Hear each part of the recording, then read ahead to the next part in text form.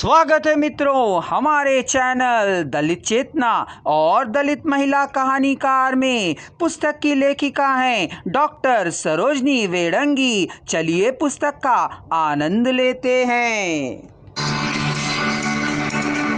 21वीं सदी की दलित कहानियों में मुख्यतः राजनीतिक चेतना का चित्रण किया गया है। दलित कहानियों में कई ऐसे पात्र हुए हैं जो परिस्थितियों के गुलाम न होकर परिवर्तन चाहते हैं। उनके अंदर संविधान के प्रति आस्था जागृत हो चुकी है। अब उनके अंदर राजनीतिक चेतना भी जाग चुकी है। कुसुम मेघवाल हैं। इसमें नायिका नाम जब अपने शारीरिक शोषण का बदला लेने ठाकुर से लड़ती है तब पूरे गांव के दलित उसकी सहायता करते हैं। यहाँ सामाजिक आंदोलन के रूप में राजनीतिक चेतना का प्रवेश होता है।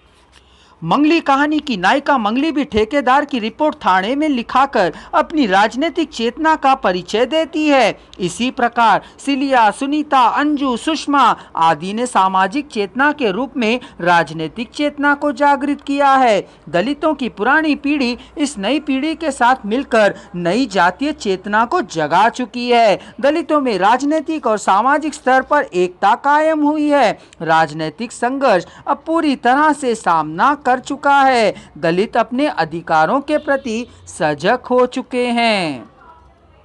असमान पुत्र मनसुख में इसी राजनीति के बल पर मनसुख दलितों को इंसाफ दिलाना चाहता है। राजकुमार मनसुख आरक्षण की नई नीति बनाकर दलितों का उद्धार करना चाहता है। एक दलित कन्या से विवाह कर समाज में नया आदर्श स्थापित करना चाहता है। हिंदी दलित महिला लेखिकाओं ने इसी प्रकार अपनी अन्य कहानियों में भी दलित समाज में जागृत राजनीतिक चेतना का चित्रण यथार्थ के धरातल पर किया है। हिंदी दलित कहानीकारों ने दलित समाज की सांस्कृतिक चेतना का चित्रण भी अपनी कहानियों में बखूबी किया है। किसी भी समाज की पहचान उसके संस्कार ही होते हैं। दलित समाज के भी कुछ अपने संस्कार होते हैं। उनके यहाँ जन्म, मृत्यु, विवाह आदि संस्कारों के समय विशेष कार्यक्रमों की प्रथा है। इनके यहाँ विवाह संबंधी अनेक नियम प्रचलित हैं। यह कट्टरपंथी नहीं होते। सुगिया का शारीरिक शोषण होने के बाद जेखू की मां उसे बहू के रूप में स्वीकार करती है। बेटे की मृत्यु के पश्चात भी वह सुगिया का साथ देती है। ठेकेदार के बेटे को अपने बेटे का नाम दे पाने के रूप में वह स्वीकार करती है।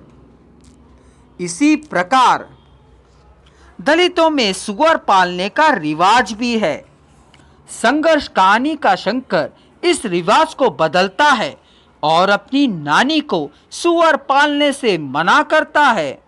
वह इसके लिए अच्छी पढ़ाई कर 10वीं कक्षा की प्रथम श्रेणी में पास हो जाता है। दलित समाज में लोकगीत, लोक नृत्य का विशेष प्रचलन होता है। मेला आदि का भी दलितों के जीवन में विशेष महत्व है। ये वाल्मीकि जयंती भी मनाते हैं। चौका बर्तन में लेखक अपनी कामवाली से छुट्टी मांगने का कारण पूछते हुए वाल्मीकि जयंती का संदर्भ लाते हैं। बहुत दलित लोग खुद को इसी वाल्मीकि के वंशज भी मानते हैं। आज आधुनिकता के प्रभाव से दलित समाज के संस्कारों में काफी परिवर्तन आया है। युगीन परिवेश बदल चुका है।